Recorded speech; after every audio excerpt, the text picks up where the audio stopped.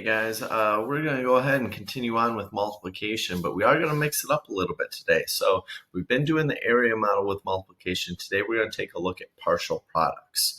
All right, so partial products is very related to the area model, and we're going to explain how and why. It's basically the next step. It's the same thing, except that we start to remove away the brackets that hold all of our stuff together. So let's start off with the one that we can try. So I had you guys try out this 365 times 8. Okay, so now if we were doing area model, we would have set it up like this. We would have said 8, and then we would have found this nice handy dandy little bracket to hold everything in, plus 60 plus 5. And this would have kept all of our information nice and organized. And then inside of each of these boxes, I would have done here 300 times 8. I would have done 60 times 8, and then I would have done 5 times 8. And that's the basic area model that we would have used. Now, partial products, though, is a little bit different. So in partial products, what we're going to do is we're going to set it up how I would have set it up as a kid, how your parents and grandparents probably set it up, and how you'll set it up next week. So we would have set it up like this, 365 times 8, noticing that we're lining things up by place value. So my ones here, tens, hundreds, etc. So now that it's set up, now we're going to do the actual partial products part. Now the first part, just making sure you understand, product, like we talked about last week, is the answer to a multiplication problem. So when we say partial products, partial means part, or just a little chunk of it. So when we multiply and do partial products, we're doing a little piece of it at a time. So my first step for partial products would be to do, and I'm just going to write it along the side so you can see it, is to do the 5 times the 8. That's my first step. 5 times 8 is 40. Okay, now my next step would be to multiply the 8 times 60, because that's the spot this is in. So we've got 60 times by 8. Okay, now I would know 6 times 8 is 48, and plus the 0 makes 480. And then my last step would have been 300 times 8, like that, and I'd go, well, 8 times 3 is 24, plus the 2 zeros makes 2400. Now I already have them all lined up by place value spots, and I can just go through and add these up. 0, 2, carry the 1, 9, 2, 2,920. Now, the only difference I've seen how some fourth grade teachers might have taught you this last year is I've seen some fourth grade teachers who they do theirs in the opposite direction, meaning when they have theirs set up, they start by going, all right, well, 8 times 300, and they start with the larger number first. I'm going to recommend don't do it that way. Just because in general, yeah, you'll get the correct answer, but doing it in this manner, I think is going to lead you closer to doing the standard algorithm, which is what we're working next week, which is probably what your parents want you to be doing right now, even though we're just building towards it so we understand why it works. So I think this way, when you start with the larger number, I think that's going to end up causing you more problems and make it much harder for you to move over to the standard algorithm. So if you're used to doing it this way, I want you to try and catch yourself and just kind of slow down and say, yes, you'll get the right answer, but for this week, I think it's probably going to be better. Start with the smaller ones and work your way up, okay?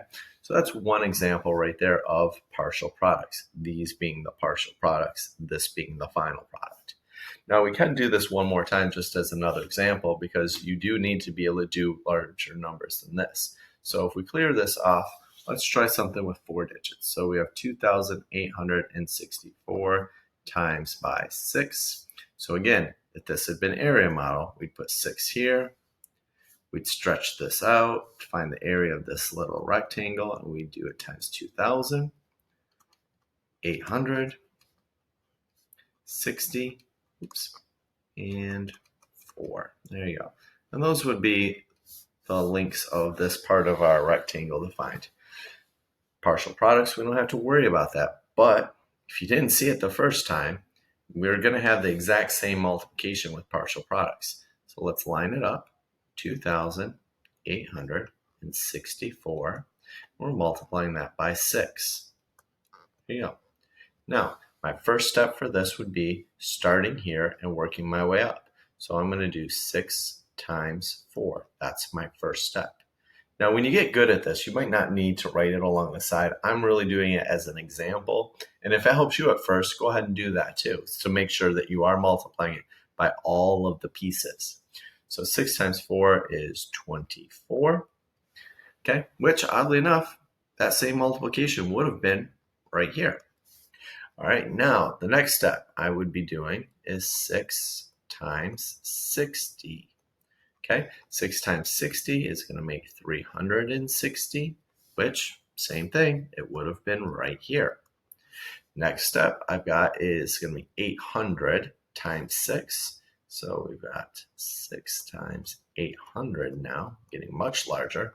So that would have been 4,800. I know that because 6 times 8 is 48 and the 2 zeros. All right, and that would have been there, 4,800. And my last step, because I do it by all 3 or all 4 of these pieces, if there's 4 digits, multiplying by all of them, is 6 times 2,000.